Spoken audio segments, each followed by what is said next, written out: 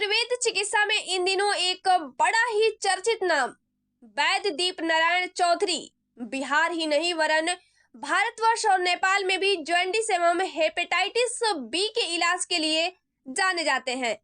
लोगों का दावा तो ऐसा है कि हेपेटाइटिस बी से ग्रसित व्यक्ति को अगर कहीं भी कोई चिकित्सक जवाब दे दे तो भी हाजीपुर के सीता चौक स्थित इनके क्लिनिक में आयुर्वेद का इलाज करा आज तक हजारों हजार रोगी निरोग हो गए। तो आइए सुनते हैं रोगी, उनके परिजन और वैद्य दीप नारायण चौधरी जी की इलाज की कहानी इन लोगों की जुबानी। नमस्कार, मैं अमरेश कुमार पिता नागेंद्र प्रसाद सिंह नरसिंहपुर मुसहरी मुजफ्फरपुर से मैं अपनी पत्नी के इलाज के लिए बहुत परेशान था। ये मेरे साथ मेरी वाइफ है, इनका नाम रागिनी कुमारी है और हम लोग बहुत परेशान थे। जो सो जॉन्डिस का लेवल बहुत ही ज़्यादा हाई हो गया और अंग्रेजी में इलाज मैंने करवाया मुजफ्फरपुर, लेकिन ठीक नहीं हो रहा था तो हमें दिल्ली भेजा गया। लेकिन दिल्ली में नहीं जाके पीजीआई लखनऊ गया। वहाँ पे निराशा ही हाथ लगी। गया तो करीब 1 महीना वहाँ पे इलाज हुआ, लेकिन डॉक्टर जो सो बता रहे थे कि नहीं, ये तो नहीं बच पाएंगी और आपको जो सो इलाज करवा रहे हैं करवाइए, लेकिन नहीं बच पाएंगी।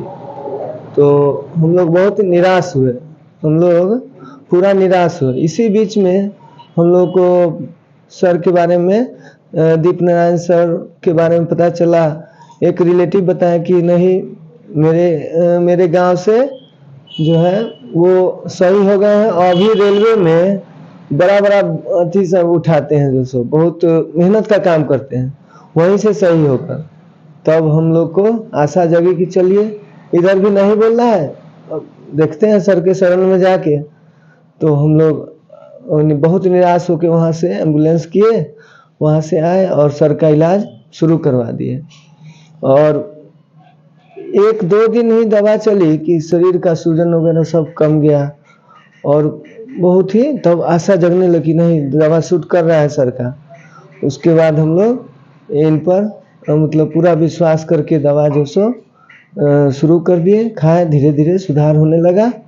बहुत ही अच्छा सुधार हुआ जो सो।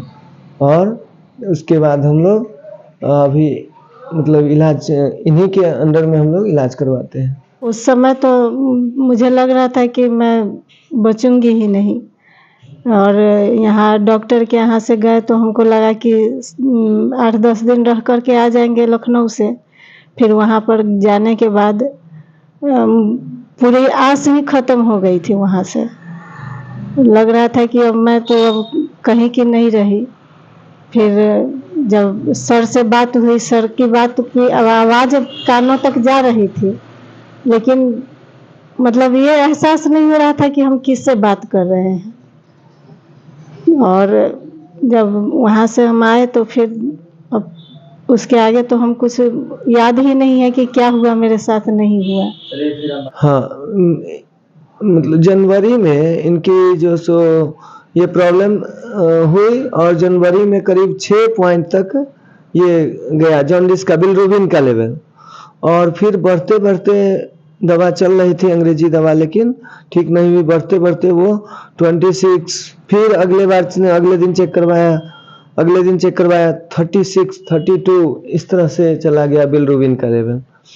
तो जब सर की दवा शुरू हुई, मतलब 1 महीना अंग्रेजी खाने के बाद सर की दवा शुरू हुई, तब धीरे धीरे जांच करवाने पर वो धीरे धीरे कमने लगा, ठीक ना।